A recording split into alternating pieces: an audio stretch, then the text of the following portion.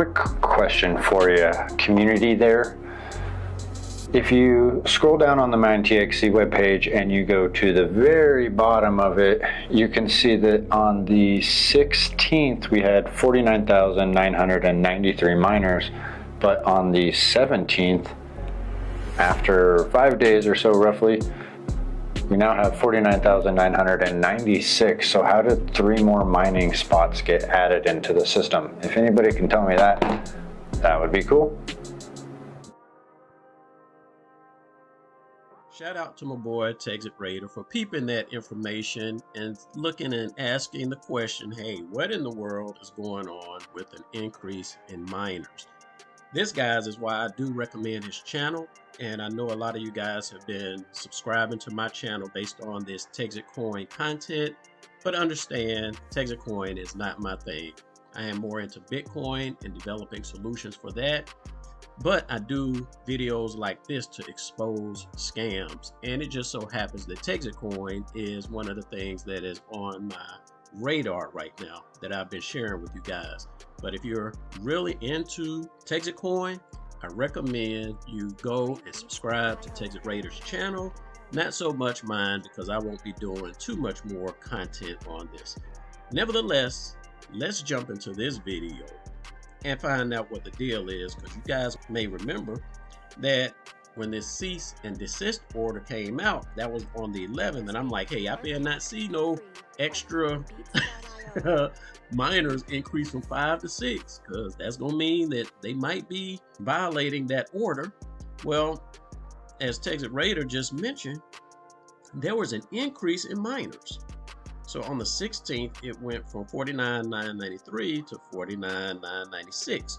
So what does this mean, guys? 3 extra miners are now in place. All right. So this is, once again, cutting down on the amount of TexitCoin that everybody is getting on a daily basis. So you got to ask the question, where did this come from? I mean, is Bobby paying Queen, please get me off the hook, Emmanuel, with TexitCoin miner seats? I don't know. Is he gifting miners to his friends and family? We don't know. Is he still selling miners behind the scenes and we don't know about it? We don't know. Where's the transparency here? You know, were these miner seats issued as commission from his MLM plan? We don't know. But we do see that more miners have been issued during a time where a cease and desist order is in place. So this is something that Bob is going to have to justify to the board. And hey, as you guys that continue to follow him, he should be justifying that to you guys as well. Now, with that said, guys, I'm going to get into a tactic that Bobby uses, because someone left a pretty good comment in one of my channels that I feel should be considered. Hey guys, if you're finding the information in this video useful and you're in a Bitcoin, consider dropping a Bitcoin donation to the Bitcoin address via this QR code, or check the description below. This right here is going to help support my goal of getting more Bitcoin into the pockets of more people. And in the description, you'll find another link on exactly how these donations are distributed to users of our Bitcoin wallets. So if you want to support the channel, support me, support my vision with Bitcoin, please feel free to donate. And if you want to be a recipient of some of these donations, head over to btcwallet.app and register for a Bitcoin wallet for yourself, where you can begin using your Bitcoin to grow your Bitcoin. All right, guys, let's get back to the video. And he says this: Bobby, the cult leader, used Jedi mind tricks on his followers, told everybody how transparent he is, and his minions would then parrot what he said and sing praises of his transparency. Understand this, guys. Bobby is at the head of this thing. He has people that are right up under him, that every single word that he says, they echo that to their communities to get a lot of people involved, and they're pushing a narrative to you, and they're doing this to build trust and make you think that there is complete transparency. But let's consider this transparency, guys. When he talked about having that bankruptcy, right? He said, yeah, I was bankrupt and I was young and all this and that. So he did mention that. What does that do? That helps you build trust in what he's doing, right? But what about other things? He's made the claim that he created the original Bitcoin logo. And again, guys, this is why I recommend subscribing to Texit Raiders channel, because he does straight up content on TexitCoin, and he's going to let you know what the real deal is, whether it's good or bad, right? And if you come down, I think it's in his shorts.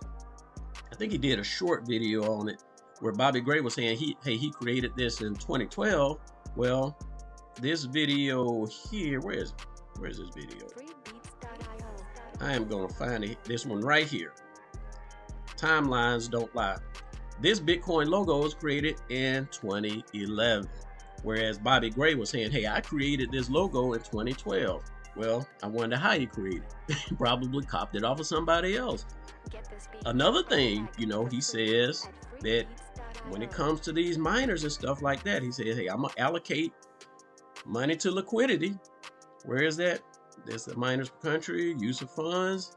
He says, hey, if you trust me to sell these properties and set all this money aside, I'll use it for liquidity. Well, he's not using it for liquidity because he's still sitting on all that money. And he's been able to do this, guys, because he is trying to make you think he's being transparent with everything, but he's not. You guys have to use your minds and understand and just look and see what the facts are, guys. He is clearly buying properties in his name and holding crypto assets and gold that should have been used for liquidity, but he's used essentially to put assets in his own name. These are 100% facts, guys. And what is this? I call this a cash grab, because he's getting in a lot of money from investments and then saying, hey, I'm allocating it to this, whatever the case is. But still, look at this. How in the world can you dedicate $10.37 million in liquidity, but you're still sitting on it? Where is that $10.37 million that you are sitting on?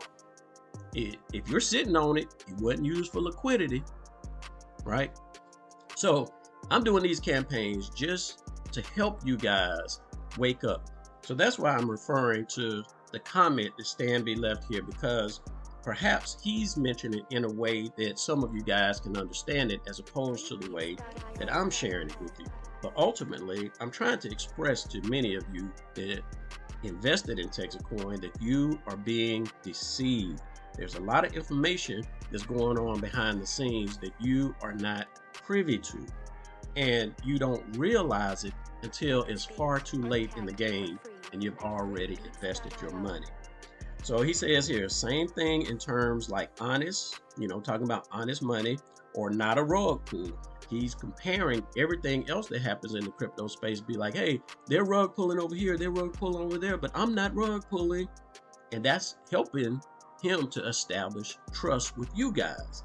But this trust is not well deserved. In reality, it is his way of addressing what he knew would be concerns. He knew you guys would be concerned about bankruptcy, so he addresses it. He knew you guys would be concerned about putting properties in his name, so he addresses it, even though the reason that he addressed it is not legit, right? I mean, those assets could have been put in a trust, something that still remains if he was to pass away. And those assets could have been used for your benefit as the end users. So there are tons of things that he's doing to try to gain your trust. And like Stanby says here, his direct followers are only going to echo that message to everyone that they can. And when they echo that message to everyone else ignorantly send that same message out to the world, right? This is how people like this are able to swindle others out of their money. He knew by saying, laughing off, dismissing, followers would believe him, to be a trustworthy guy and their fearless leader.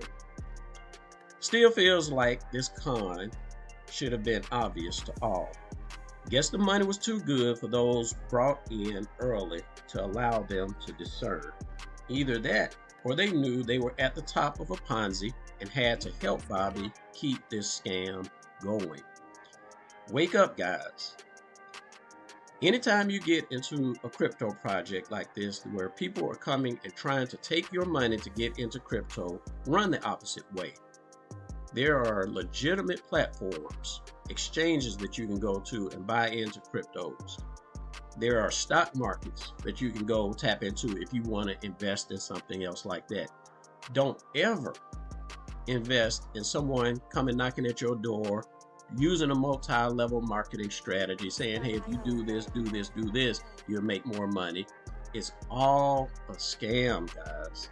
That's why Ponzi schemes and many multi-level marketing platforms are illegal, because anytime you have a system that is bringing in investor capital and that is the only source of revenue for that platform, that is a huge red flag and a danger for you guys that invest.